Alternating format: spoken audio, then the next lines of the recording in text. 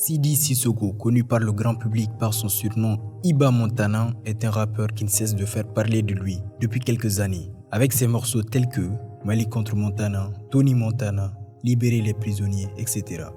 Et en son style à lui seul, il a commencé à vraiment exploser et accumuler des millions de vues. Et si je te parle de ça aujourd'hui, c'est pour qu'ensemble, nous essayons d'analyser et comprendre comment un jeune de 24 ans avec une si mauvaise réputation a pu en arriver là. À mon avis, ce gars que nous traitons de con, mal éduqué, tout ce que nous voulons, est en réalité un génie du marketing, un maître de la persuasion et un expert pour faire parler de lui. Juste avant de vous parler de son parcours, ses discours choquants et pourquoi il fait plus de vues que les autres rappeurs, je vous invite numéro 1 à rester jusqu'à la fin de cette vidéo, à cliquer sur un bouton qui s'appelle s'abonner, oui, s'abonner, et qui se trouve en bas à droite de cette vidéo. Voilà, le bouton que tu regardes en ce moment même, c'est ça.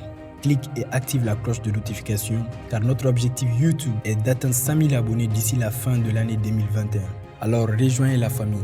Et numéro 2, permettez-moi de vous présenter le meilleur freelance, infographe et community manager pro de l'Afrique de l'Ouest. Bon, j'exagère, mais vraiment l'équipe fait du bon boulot. Pour tous vos besoins, pour la création de vos outils de communication et votre développement sur les réseaux sociaux, faites appel à votre infographe et community manager pro. Il propose des services tels que la création de vos affiches publicitaires, logos, cartes professionnelles, d'invitation, de mariage, le montage de vos vidéos et la création de tout type de présentation, que ce soit projet, soutenance, d'entreprise, etc. Mais plus encore, il propose ses services en community management pour gérer vos réseaux sociaux, mettre en place une stratégie d'acquisition client afin de gagner plus d'abonnés et vendre davantage vos produits et services tout en créant une image de marque professionnelle. Alors pour plus de renseignements, contactez le +221 77 363 79 39, disponible aussi sur WhatsApp et Telegram. Nous avons aussi un bon plan pour ceux qui veulent se faire de l'argent. À chaque client apporté à votre infographe et community manager pro, vous prenez 25% de commission. Alors contactez le +221 77 363 79 39 dès aujourd'hui. Disponible aussi sur WhatsApp et Telegram. Une petite question. Pensez-vous qu'on peut considérer Iba Montana comme le meilleur rappeur de sa génération au Mali? Laissez votre avis dans les commentaires et à la fin, vous aurez mon avis personnel. Sur ce, on est parti pour la vidéo. Une petite parenthèse avant de continuer. Bien vrai qu'il y a beaucoup de personnes qui ne valident pas ce rappeur, j'en fais partie, mais si je fais cette vidéo aujourd'hui, c'est juste que je suis impressionné par le côté marketing. Donc l'objectif est de mettre nos égos de côté pour apprendre des gens qui excellent dans leur domaine et ne pas stagner avec des vieilles méthodes. Iba Montana, de son vrai nom Sidi Cissokho, est un rappeur malien né en 1996 à Caille. Il a commencé le rap en 2012 et a changé de style au fur des années et pas par hasard. Avant de commencer ce style de musique, il faisait à la base un rap conscient. Mais ayant remarqué pendant des années que cela n'attirait pas grand monde, il se lance dans le rap que moi j'appelle nos limites, nos tabous, nos respects. Le gars a fait exprès d'être cru pour créer le buzz, c'est-à-dire un jeune qui ne respecte ni le gouvernement, ni la religion, ni les codes. Et ça, c'est du jamais vu dans le rap malien.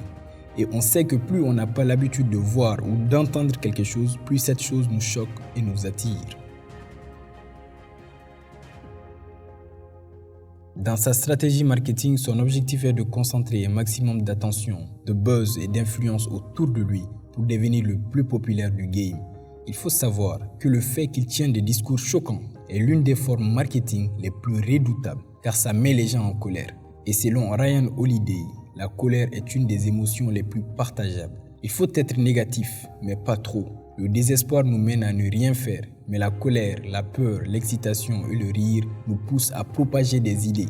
En mettant en ligne des contenus qui mettront tout le monde en colère, il s'assure que numéro 1, on va parler de lui, que numéro 2, ses musiques seront vues par des millions de personnes. En tenant des discours choquants, il donne l'excuse à tout le monde pour parler de lui et grâce à ça, de nouvelles personnes le découvrent chaque jour, ce qui lui fait gagner de nouveaux fans conquis par le buzz. Le fait que le gouvernement annule ses concerts et le menace pousse davantage ses fans à lui donner de la force, car il le considère comme le victime dans l'histoire.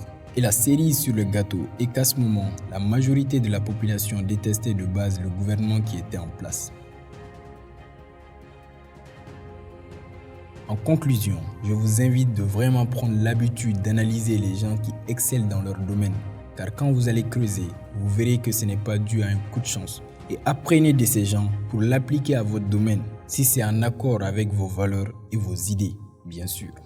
Sinon, selon moi, il est loin d'être le meilleur rappeur de sa génération, mais je dirais plutôt qu'il a juste compris comment faire parler de lui. Sur ce, n'oubliez pas de liker, de vous abonner et activer la cloche de notification pour ne rater aucune de nos prochaines vidéos. Et on se dit à la prochaine.